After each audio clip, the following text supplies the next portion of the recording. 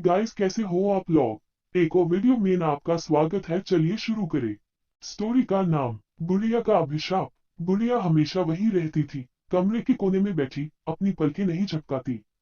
ये छोटी लड़की को उसके जन्मदिन पर एक उपहार था, लेकिन इससे उसे कभी कोई खुशी नहीं मिली थी। उसमें कुछ भयावह था, कुछ ऐसा जिससे वह असहज महसूस कर रही थी।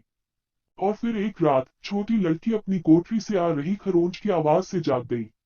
वो बिस्तर से बाहर निकली और सावधानी से दरवाजा खोला, और वहां ये था, बुढ़िया अपने आप खड़ी थी। उसकी आंखें अब एक भयानक रोशनी से चमक रही थी। छोटी बच्ची ने भागने की कोशिश की, लेकिन उसने पाया कि वो हिल नहीं सकती थी।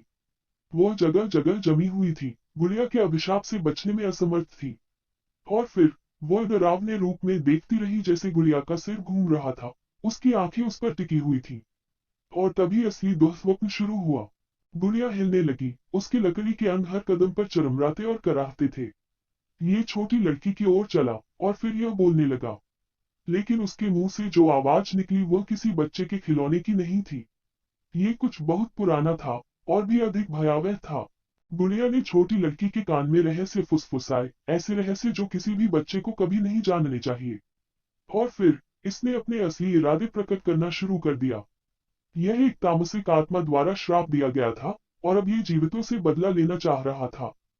छोटी लड़की जानती थी कि शापित गुड़िया को रोकने के लिए उसे कुछ भी करना होगा। उसने इसे नष्ट करने, इसे जलाने या इसे टुकड़े टुकड़े करने या फेंकने की कोशिश की। लेकिन कुछ काम नहीं आया। गुड़िया अविनाशी थी, और उस पर ऐसी पकड़ थी कि वह तोड़ नहीं सकती थी। और इसलिए छोटी लड़की को शापित गुड़िया की चौकस निगाहों के नीचे अपने दिन बिताने के लिए मजबूर होना पड़ा। वो फिर कभी पहले जैसी नहीं थी। गुड़िया के फुसफुसाए रहस्यों की यादों से डरती थी, और डरती थी कि एक दिन वह अपना बदला लेने के लिए फिर से जाग सकती है। फिर उसने ये जानने की कोशिश की कि उसे यह डॉल किसने गिफ्ट की है, तो उसने पाया कि उसकी पुरानी दोस्त जेनी ने उसे यह डॉल गिफ्ट की थी। उसने जेनी से संपर्क किया और उससे पूछा कि उसने उसे यह गुड़िया क्यों दी जिससे उसे भयानक बुरे सपने आते थे। जेनी ने जवाब दिया, मुझे नहीं पता कि आप किस बारे में बात कर रहे हैं। मैंने इसे स्थानीय पुरानी खिलौनों की दुकान से खरीदा है। छोटी लड़की उस पुरानी दुकान पर गई। उसने बूढ़ी विक्रेता महिला से गुड़िया के बारे में पूछा। गुड़िया डर गई और बोली, ये गुड़िया शापित है, मैंने इस गुड़िया को कभी नहीं बेचा। क्षमा करें, मैं आपकी मदद नहीं कर सकता। गुड़िया ने फादर जॉर्ज से मिलने का सुझाव दिया। छोटी बच्ची फादर जॉर्ज से मिलती है। गुड़िया को अपने हाथों में लेने के बाद उसने भयानक भावनाओं का अनुभव किया। पवित्र जल के साथ उसने गुड़िया से पूछा कि वह क्या चाहती है। गुड़िया ने हंसते हुए जवाब दिया, 40 साल बाद इस अमावस्या के दिन मुझे वह शक्ति मिलेगी जिसके द्वारा मैं शैतान की आत्मा को एक छोटी लड़की की आत्मा से बदल दूंगा। इस छोटी लड़की की आत्मा वह माध्यम है जो शैतान के लिए प्रवेश द्वार है। शैतान इस दुनिया में प्रवेश करेगा, और आपको उसके सामने झुकना होगा।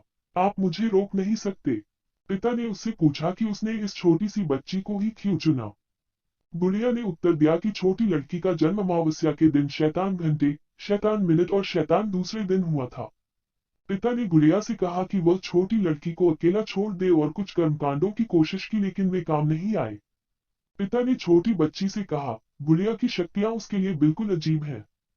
वह नहीं जानता कि इन शक्तियों से कैसे लड़ना है। उन्होंने मदद के लिए सीनियर फादर जैक को फोन किया। फादर जैक ने गुड़िया को देखा और उसे एक शक्तिशाली भूत गुड़िया के रूप में पहचाना। फादर जैक ने उन्हें बताया कि ये शक्तियां अपराजय हैं। यदि हम अनुष्ठान करने के बाद उन्हें सीलबंद डिब्बे में रखते हैं तो शक्तियों को अलग करना संभव है। फिर उन्होंने गुड़िया को डिब्बे के अंदर रखा और रस्में निभाई।